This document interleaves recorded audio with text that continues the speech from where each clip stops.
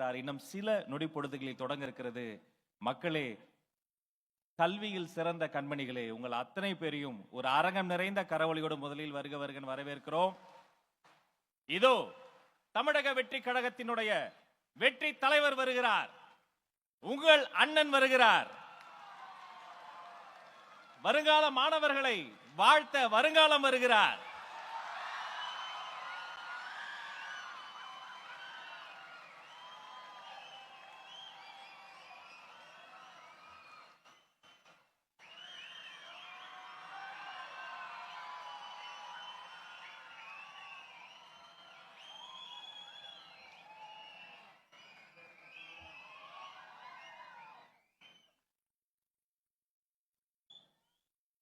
தளபதி கல்வி விருதுகள் வழங்கும் விழா முறைப்படி தமிழ்தாய் வாழ்த்து பாடி துவங்க இருக்கிறோம்.